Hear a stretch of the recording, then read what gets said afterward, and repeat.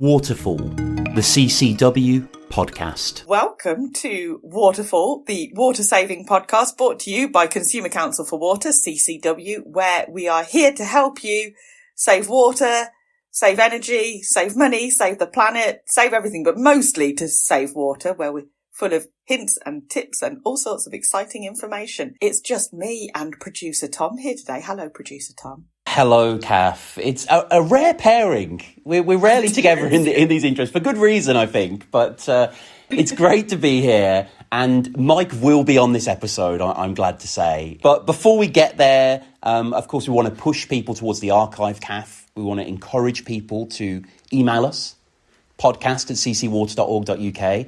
If you've got any ideas, if indeed you want to come on the show, if you want to correspond with your favourite waterfall presenters, then let us know in reason there. But yes, we're available on all the different platforms, iTunes, Spotify. Please leave a review over there. But this is an exciting episode, isn't it, Cath? Because we've tackled Water Night before, but we're not only seeing the kind of the theory behind Water Night, but we're going to see it in practice as well, aren't we? This is an exciting episode. Similar, it's an almost live, so we're going to hear some facts and information about Water Night from the people behind it, Waterwise, and then it's over to the Mike household. It is indeed, because, crucially, we're building up towards Water Night 2024 at the moment, which is going down on Thursday, the 24th of October, 2024. But, what you learn from Water Night, the tips they impart Waterwise, it's almost like every night could be Water Night. That is absolutely true, Tom. If you are not available between 5 and 10 on the 24th of October, you can do it any night you fancy. The point is to think about your water use and experience what it's like. To not just turn on the tap and have water. Indeed. Why don't we cut to our guests first? Our first segment here. Here's Chloe and Steph. Let's just bring on the guests. Be sure to head back through the archives and check out all the past episodes of Waterfall. So we're joined today by Chloe McFarlane, Campaigns Manager, and Stephanie Fox, Head of Water Efficiency Engagement, both from Waterwise. And you're here to talk to us today about Water Night, which I believe is in its second year now. But first of all, let's get the basics in. What is Water Night and what are people meant to do on it? So Water Night, it's a campaign. It originated in Australia by the Water Conservancy. It was created off the back of a large piece of research they did. And that was looking into Australians and the relationship with water from different states to different genders and generations, etc. The sort of thinking are we thinking about it? Are we taking it for granted? And the results from that piece of work showed yes, we really are. So in fact, basically the only time we actually ever really think about water use is when the tap isn't working and nothing is coming out. So Water Night is to kind of essentially tackle that. So research shows that Water Night literacy is poor, most in Gen Z generation. The baby boomers have gone through droughts and other significant things like that in their lifetime, so they can show a bit more of appreciation for what it is. So the campaign is really to target everyone, but specifically Gen Z, as it's super social heavy. So getting involved wise, we've got resources and content galore, really. It's very exciting. So we're kicking off with the Tap Off Tune In social media challenge. So that is a pledge to turn off non-essential taps from 5 to 10 p.m. And by doing so, you'll be put into a prize draw to win one of 2 Love to Shop vouchers. And at the same time, you'll be able to access educational content. We've got a lot of really cool resources, including home audits, school audits, activities for kids, etc. We're also pushing Wear Something Blue Day for schools and organizations. So kind of says it all, wear something blue. And then we're also doing a really cool light up activation. So we're partnering with lots of really big key landmarks across the country to illuminate them in blue during the campaign hours. So yeah, that about covers most of our activity. But if there's anything else you want to add, Steph. I'll just add that the date, 24th of October. So for those of you, so it's between 5 and 10 p.m. on the 24th of October. And it would be great to get as many people involved as possible, helping to not use water between those hours and hopefully treasure it a lot more than we actually do. That's fantastic. I didn't realise there was quite so much going on with Water Night. There's prizes and everything. Who doesn't want to take part in that? And I think you're collaborating with influencers this year. Is that right? That's right. Yeah. So we are working with two really large influencers who are in the sort of eco sector with big Gen Z following. So yeah, we're definitely hopefully tapping into the right people for it. Now, what I did fail, I think, honestly, at Water Night last year. Well, I personally didn't. A member of my household, though, started running a bath, got distracted by the door, went and answered the door, and then about 4 hours later, remembered that the bath was still running. I have taken action. We've removed the bath in the last 12 months. So, you know, that's maybe... that was my learn from last year's Water Night. What were the things that you learned from last year's campaign that are probably more useful than my learn? So we found that lots of people who took part found it really interesting, and it was just the pure fact of the going towards the tap and suddenly realizing, oh no, I can't use the tap, or you know, when you automatically just autopilot run the tap for a glass of water or go to flush the toilet or have a bath. And so we actually got quite a few comments that said that people found it really interesting because they hadn't realized how much they use water every day.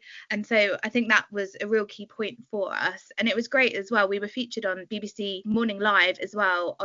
I was interviewed and we had a whole segment as well, and one thing that they asked was why would people take part? Are they saving water? And we were trying to say no, it's not necessarily about saving water during that time, because most people will probably still use water before or after you're sort of displacing the water. It's really about that kind of attitudes towards how much you use and how much you use it on autopilot, and trying to just reframe that kind of train of thought. And so yeah, everyone from the BBC that we spoke to also were really interested and signed up and took part and got their freebies from the water companies as well, and used their tap timers and things like that. So yeah, I think it was just a really great exercise, and that was just a soft launch we did last year. So we're really hoping to go bigger and better this year. I think that's a really good point. It's great that it got so much publicity, and hopefully it will do again. I mean, here you are on Waterfall. Does it get bigger? But I think it is interesting, that water literacy point. I mean, how do you explain to people just the impact of a single household's, you know, water saving efforts during Water Night? It can feel a bit, I suppose, when we're at home, so what, you know, I've not run the tap for a couple of hours, but it does all have an impact. Yeah, I think it's like a really fun activity for families to get involved with, and to kind of teach their children around why we aren't turning the tap on between those times, and so that hopefully, although they may not save that much water during that particular time, it's to try to take those actions going forward, so that you're not always just automatically running the tap or having a really long shower and things like that, and just take those actions forward, so that overall every day you're saving a bit more water, and over the year you would save so much water. So it's kind of trying to instill those behaviours, I guess. Like Steph said, the purpose really isn't to save water, it's just creating that moment of pause and reflection, where we can sort of value it more. It's really similar to Earth Hour, which, you know, like asks everyone to turn their lights out. So yeah, it's just to really showcase how much we rely on that. So climate change is a huge part of the discussion at the moment, going on within the media, within, you know, just general conversation. So how does Water Night tie into all of that? So I think through Water Night, it's about kind of raising the perception about the fact that we don't have as much water available in this country. And I know that when you look out, a lot of the time people think, oh, but you know, England, it's always raining, it's always sort of miserable weather here. But the truth is actually a lot less rainfall than we believe, and even on that sense, we are a water scarce nation, so we have a lot less water. So even though we don't look the typical water scarce nation like you would think, with the cracked earth and things like that, generally we do have a lot less water available than we think, and we are running out of water, and will run out by as early as 2040. So I think in terms of what we can do with trying to mitigate climate change through Water Night, it's just about raising the awareness of this campaign, so that we treat water with a bit more value. We aren't just turning the water on and just wasting it or kind of letting it run, but we are just thinking of those touch points where we do use water in our everyday life, and is there a way that we can reduce that slightly, and perhaps have a shorter shower, or if it's yellow, let it mellow if you're comfortable with that, maybe skip a hair wash day, that sort of thing. So it's just having those thoughts, so that during Water Night, when you're not using water, you kind of take those actions through the rest of your life, and hopefully can try to reduce your water, which will obviously also reduce your energy bill too, and hopefully save you some money, which is always a winner for everybody. Absolutely. We often say on Waterfall, as well as saving water, if you can stop heating water so much, you're going to start saving some serious cash. So it's expensive to do.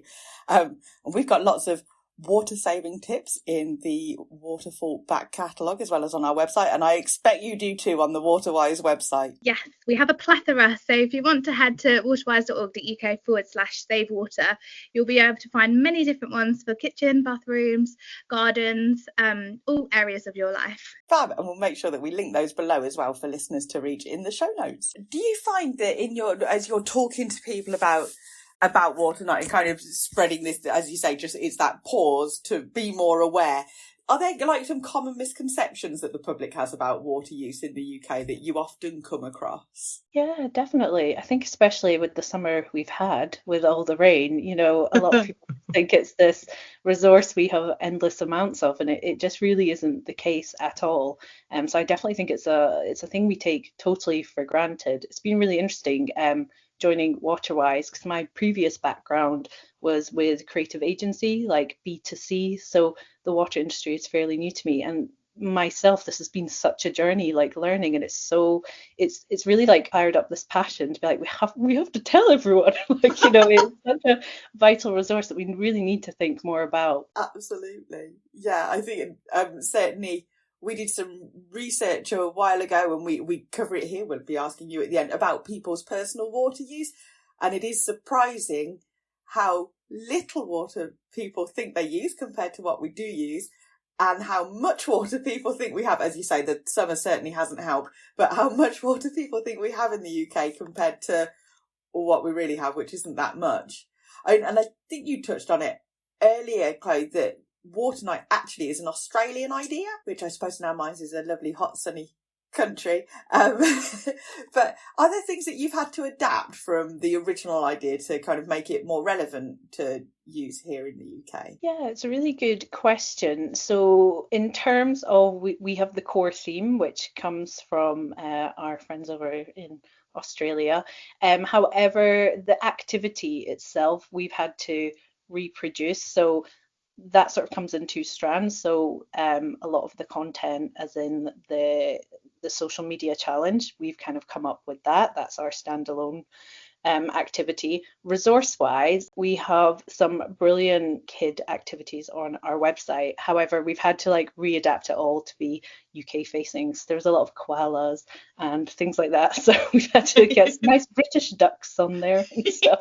But yeah, I guess a bit of a grey area in the sense that yes and no. We've adapted to our audience to make the content align with them. However, the core theme and purpose, that all remains the same. And it's kind of one overarching campaign. We're just part of that. The emphasis is on we want this to be worldwide. Are there plans to spread out? Will Waterwise be becoming European soon? It would be lovely if we could have a nice office in a sunny part of the world, hey? But yeah, no, I think no plans for global domination just yet. We'll save that for another episode then, when you've got irons in the fire.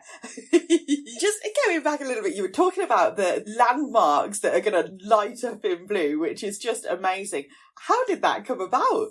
Yeah, it's a really good question. So we came up with the concept, and then we were looking at different landmarks, and essentially we did a bit of research to see what landmarks in the past have partaken in St. Patrick's Day, or and have illuminated in colour beforehand. Because obviously, yeah, it's one thing to think Big Ben, but to actually pay to light Big Ben up, yeah, trying to find landmarks that will do that was kind of the main point of it. And we just did that through a little research and leaning on some connections, but it's been really well received. And I think we've got we've got a couple still pending, so I won't say the exact, but around about 5. So yeah, it's been really good. We're really excited up and down the country, and hopefully next year it might be something that we continue just to try and be as loud as possible, with this type of campaign. So really getting it off social as well and into everyone's sort of line of vision is going to be really key, taking it forward. if you could sign up via the website and participate, it's brilliant. That really helps us keep track of impact. I think Chris mentioned it in last year's episode, when he does Movember or whatever, you sometimes don't sign up for it because it's like the legacy of the campaign, what the action is to do. But yeah, I just really encourage anyone to sign up, because for us, having that information is really handy. There's also a short survey, and by filling that out, that's how you can be entered into our prize draw, and emphasis on survey being really short this year. I think last year it was quite a long one, which might have seen some drop off. So try to make it super short and snappy this year. So if you're taking part in Water Night, please do take pictures, take videos, post, use our hashtag Water Night UK or just Water Night, and we'll find you, because we would love to see what everybody's doing and how they're enjoying their evening without water. So yes, absolutely, we encourage all Waterfall listeners to go sign up, take part. Look around. I'm so excited about blue buildings. I'll probably take a photo of me running around looking disappointedly at my small town hall going, it's not blue. I'll encourage them to join in next year. So before we finish, there is a question that we put to everybody, and I think you hopefully are aware of this and have checked out. But what is your own personal water usage in terms of per person, per litre, per day? Do you know?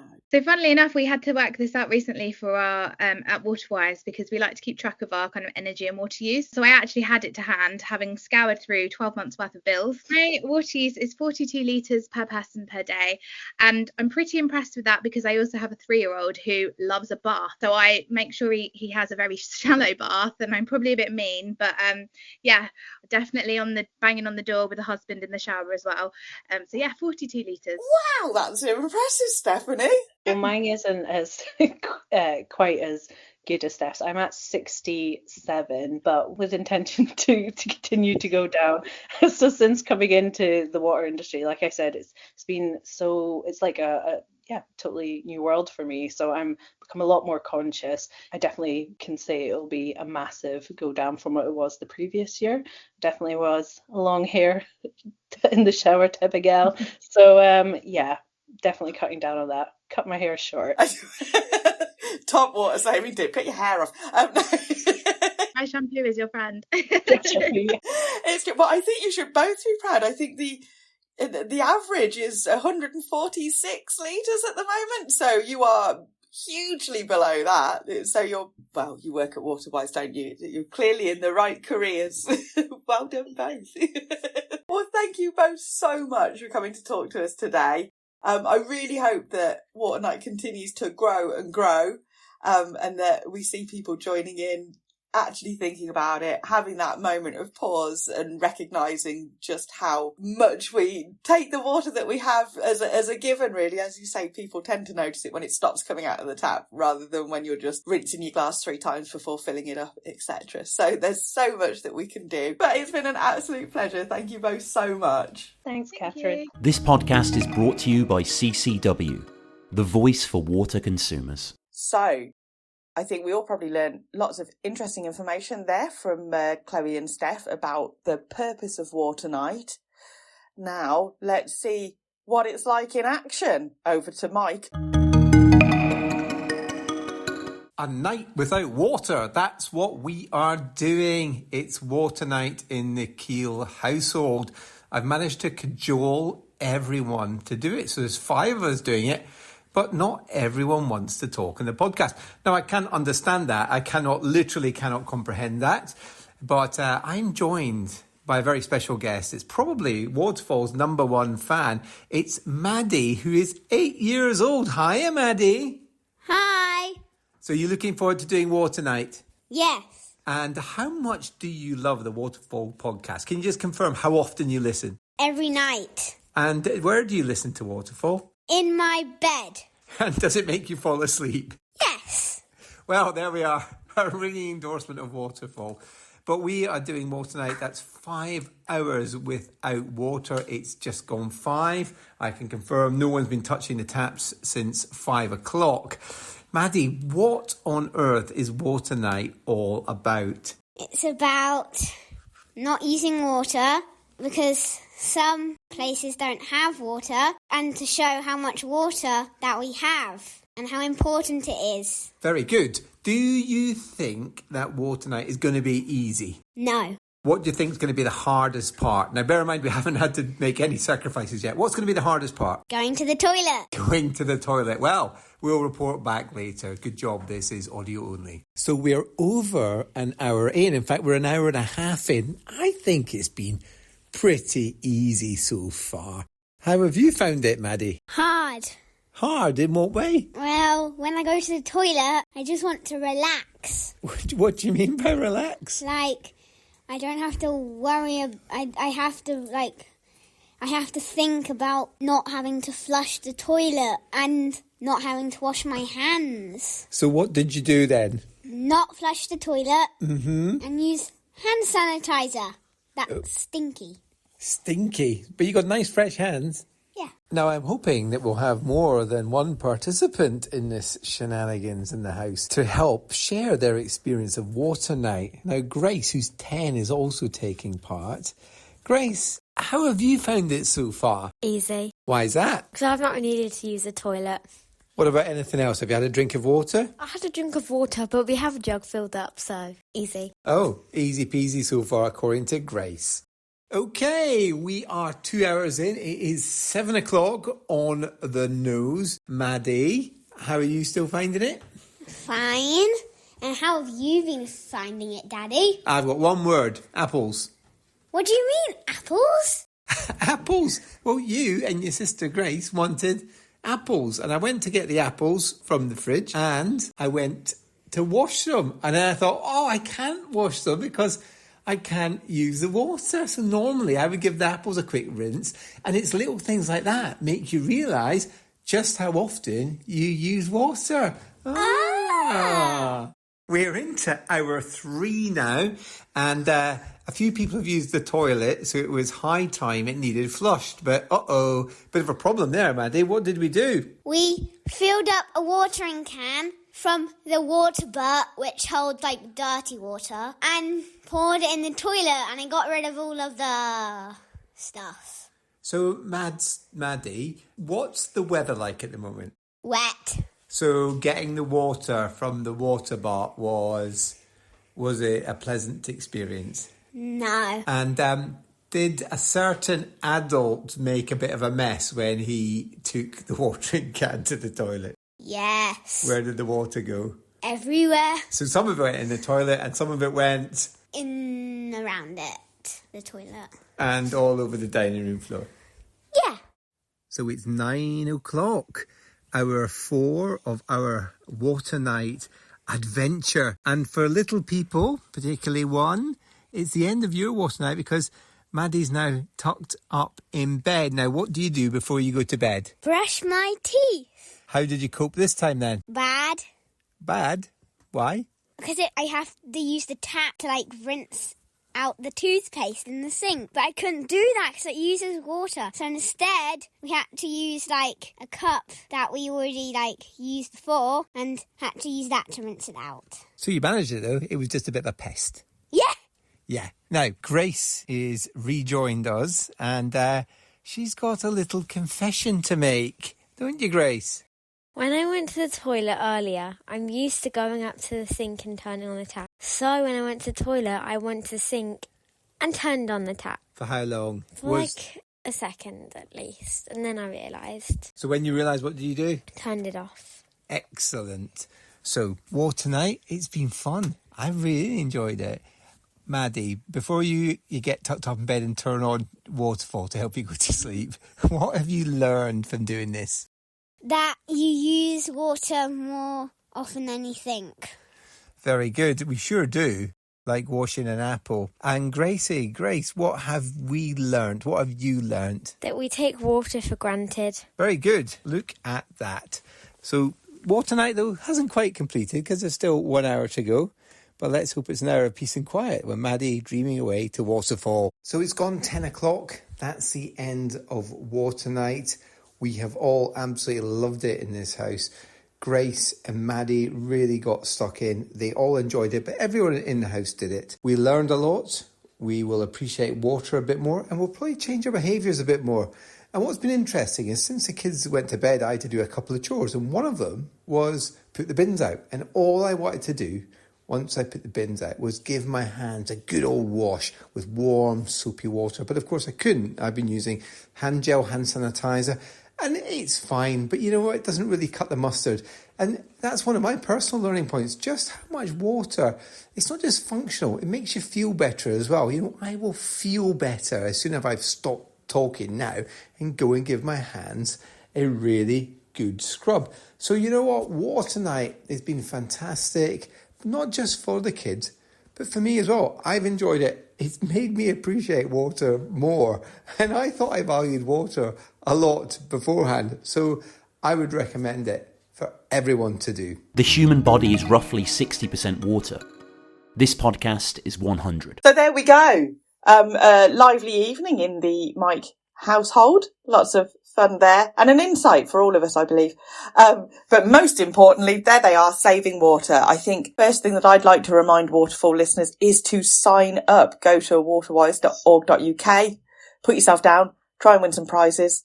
Did you spot the blue buildings? Take a photo, put it on the social media, waterwise.org.uk. Yes, and use the hashtag as well, tap off, tune in, and head over to Waterwise's website. There is a plethora, is what Steph said, and I agree with her. There is a lot of stuff over there, a lot of useful stuff. And again, stuff that's useful all year round. Like, we've just heard the great fun that Mike and his kids have had, but, you know, you can have that every night of the week, you know, so why not?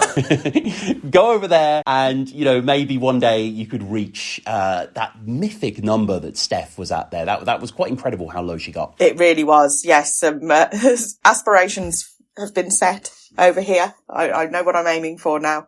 But yes, in the meantime, I'll go with saving water between 5 and 10. I hope lots of other listeners join in too. Final call, do tell us as well as Waterwise. We'd love to hear about your experience. So you can email us, podcast@ccwater.org.uk, or just search for us on social media. You could always DM us and we'll still get the information. We'd love to hear from you. Yeah, it's at CCW Voice. And, of course, go back through the archive as well. Check out all the old episodes. Check out all the Waterwise episodes that we've done. We've had those people involved many times. Always had some great episodes. And, yeah, I guess the last thing is just for me to say thank you so much, Cath, again, for, you know, helping hold down the fort here. It's been great. And we'll be back in 2 weeks for another edition of Waterfall. But until then, I've been your host, producer Tom, and she's been Cath. Woohoo! Thanks, Tom.